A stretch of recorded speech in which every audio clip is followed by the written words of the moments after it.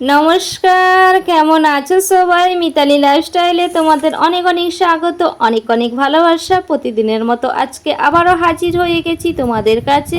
প্রতিদিনের ভিডিও শুরু করি কাজবার দিয়ে। আজকের ভিডিও কাজবার দিয়ে শুরু করেছি, কিন্তু আজকে শুরু করেছি সকালের টিফিন দিয়ে। আর আজকে সকালের টিফিনে বানাচ্ছি নান রুটি। তো যার কারণে নিয়ে নিলাম ময়দার উপরে দিয়ে দিলাম নুন, আর দিয়ে দিচ্ছি রিফাইন তেল, আর দেব 1 চামচ মতো চিনি। আর যেহেতু টক দই দেব, যার কারণে চিনিটা দিচ্ছি। তো তারপরে দিয়ে দেব ওই চা খাওয়া কাপে 1 কাপ মতো টক দই। তো 5 চামচ দেখো আমি দিচ্ছি, আর ওই 5 চামচ দইটা কিন্তু 1 কাপ হয়ে যাবে আমার, যে কাপে আমরা চা খাই ওই কাপের মাপে। তো দিয়ে আমি ভালো করে দেখো হাতের সাহায্যে মেখে নিচ্ছি। তো এখনই আমি জলটা দিচ্ছি না, আগে দইটা দিয়ে ভালো করে হাতের সাহায্যে মেখে নিয়ে তারপরে দেখো এখন জলটা দিচ্ছি। তো জলটা আমার কিন্তু খুব একটা বেশি লাগে না, একেবারে অল্প পরিমাণে জলটা লেগেছে। তো জল দিয়ে আমি ভালো করে মেখে নিচ্ছি, মেখে নিয়ে একে কিন্তু ঢেকে রেখে দেব। এখনই ভাজছি না, সাথে সাথেই আমি ভাজছি না, ঢেকে রেখে দেব। আর তার আগে আমি কি করব বলো তো? তার আগে আমি তোমাদের দেখালাম না যে আলুগুলো কেটে রেখেছি। তো আলুগুলো ছেঁকে নিয়ে আলুগুলো আগে ভেজে নেব, তারপরে কিন্তু আমি রুটিগুলো বানাবো। তো এখন এই যে আলুগুলো ছেঁকে নিচ্ছি, আর আলুটা দেখো আমার ভাজাও হয়ে গিয়েছে। তো অফ ক্যামেরায় আমি ভেজে নিলাম আলুটা, তোমাদের আর দেখালাম না। আলুটা এদিকে ঢেকে রেখে দিলাম ভাজা করার পরে। তারপরে এদিকে আমি ময়দাটা যে মেখে রেখেছিলাম, তো ওটাকেই এখন আবার একটু মেখে নিয়ে এক এক করে লেচি কেটে, তো লেচিগুলো আমি বেলবো রুটির আকারে। আর তোমরা দেখতে থাকো পুরো ভিডিওটা স্কিপ না করে। তো দেখো আমি কিন্তু লেচিগুলো কেটে নিচ্ছি। তো আমার সমস্ত লেচিগুলো কাটা হয়ে গিয়েছে, লেচিগুলো কেটে নিয়ে এখন এই যে গোল করে নিলাম। তো এক এক করে সব কটাই আমি কিন্তু গোল করে নেব। তো গোল করে নিয়ে তারপরে দেখো বেলনি চাকিতে আমি লাগিয়ে নিচ্ছি তেল। তো তেল লাগাচ্ছি, গুঁড়ো ময়দা দিচ্ছি না, তেল লাগিয়েই আমি রুটিগুলো বেলবো। তো আমি কিন্তু যেভাবে বানাই তোমাদের সাথে সেটাই শেয়ার করলাম। তো আমার কি ভুল হলো তোমরা তাও কিন্তু কমেন্ট করে জানিও। আমি জানি তোমরা খুব ভালো করেই বানাতে জানো। তো আমি যেভাবে বানাই আমি তোমাদের সাথে সেটাই শেয়ার করলাম। তো দেখো আমি রুটিগুলো এখন বেলে নিচ্ছি। আর রুটিগুলো আমি কিন্তু পাতলা করে বেলবো না, রুটিগুলো আমি কিন্তু একটু মোটা মোটাই করেই বেলবো। যেহেতু নান রুটি বানাচ্ছি, যার কারণে রুটিগুলো আমি একটু মোটা মোটা করেই বেলবো। তো তোমরা কিন্তু দেখতেই পাচ্ছ আমি রুটিগুলো দেখো কতটা মোটা মোটা করে বেলছি। খুব একদম পাতলাও না আর খুব মোটাও না। তো তোমরা দেখে সেটা বুঝতেই পারছো। এই যে দেখো তোমাদের আমি দেখিয়ে দিচ্ছি আমি কতটা মোটা করে বেলেছি রুটিগুলো। তো একটা আমার বেলা হয়ে গিয়েছে, আবারও একটা বেলে নেব। তার আগে দেখো একটু আবারও লাগিয়ে নিলাম তেলটা। তো তেল লাগিয়ে নিয়ে আবারও আমি একই রকমভাবেই বেলে নেব। আর আমি জানো তো ভয়েস দিচ্ছি, আর আমাদের পাশের বাড়িতে কাজ হচ্ছে, জানি না তো ড্রিল মেশিনের আওয়াজ আসছে কি না। তো একটু মানিয়ে নিও তোমরা। তো দেখো এদিকে আমার কিন্তু আরও একটা বেলা হয়ে গিয়েছে। এদিকে সব কটাই কিন্তু বেলে নিয়েছি, সব কটাই বেলে নিয়ে গ্যাসের মধ্যে তাওয়াটা বসিয়ে দিলাম, দিয়ে মুছে নিয়ে জল ছিল তাওয়াটা ধুয়েছি, তো জলটা মুছে নিয়ে এখন দিয়ে দিলাম একটা রুটি। আর এই রুটিগুলো ভাজতে তো একটু টাইম লাগে, তোমরা তো জানোই, যেহেতু নান রুটি একটু মোটা মোটা করেই বেলা হয়েছে, তো একটু তো ভাজতে টাইমই লাগে। তো এক পিঠ দেখো আমার একটু ভাজা ভাজা হয়ে যাওয়ার পরে আমি আবারও এক পিঠ উল্টে দিলাম। তো দেখো ওই দিকটা আবার ভাজা হয়ে গিয়েছে, আবারও আমি উল্টে দিয়েছি। তো যেহেতু অনেকটা টাইম ধরে ভাজতে হচ্ছে, অত বড় ভিডিও তো দেওয়া যাবে না।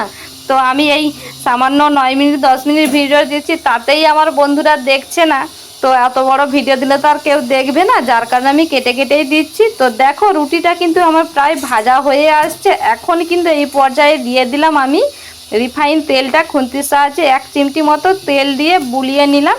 তো এখানে আমার কিন্তু ওই যে তেল দেওয়া যে ব্রাশগুলো হয় না, ওগুলো থাকলে খুবই ভালো হতো। তো আমার কাছে যেহেতু নেই ওটা, তো যার কারণে আমি খুন্তির সাহায্যেই দিয়ে দিলাম। তো আমার কিন্তু একটা হয়ে গিয়েছে, আবারও একটা দিয়ে দিলাম। আর ওই যে ব্রাশগুলো না আমার একটা কেনার খুবই ইচ্ছে আছে। তো এবারে ভাবছি কোথাও মেলা টেলা গেলে তো ওটা কিনে নিয়ে আসবো।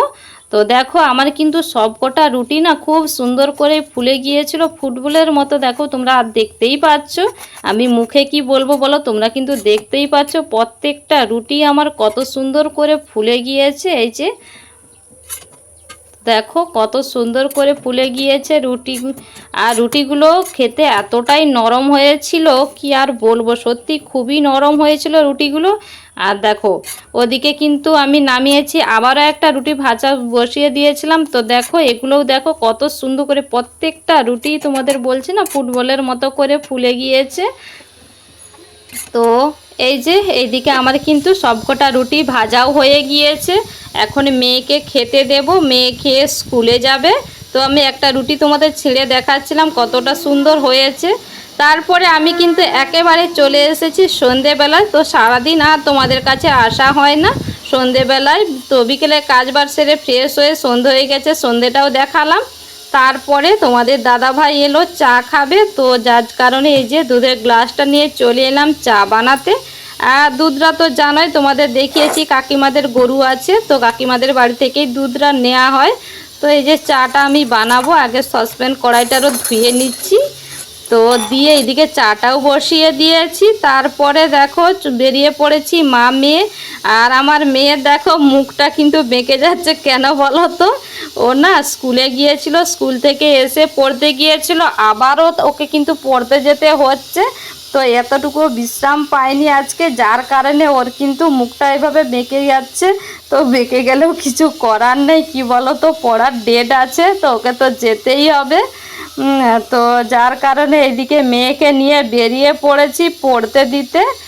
আর এইদিকে দেখো রাস্তার মধ্যে লাইট জ্বলছে, এখানে একজনের বাড়িতে অনুষ্ঠান হবে, যার কারণে লাইট জ্বেলেছে এখানে। তো এই যে, আর আমি কিন্তু তোমাদের ওখানে গিয়ে দেখাবো না, তো কারণ অনেক ছেলেপুলে থাকে, তো ওই জন্য আমি পুরোটা দেখাবো না ওখানে গিয়ে। তো তারপরে আমি কিন্তু ওখান থেকে ওকে পড়তে দিয়ে এসে বাড়ি এসে আবার ওকে আনতে গিয়েছিলাম 9টার সময়।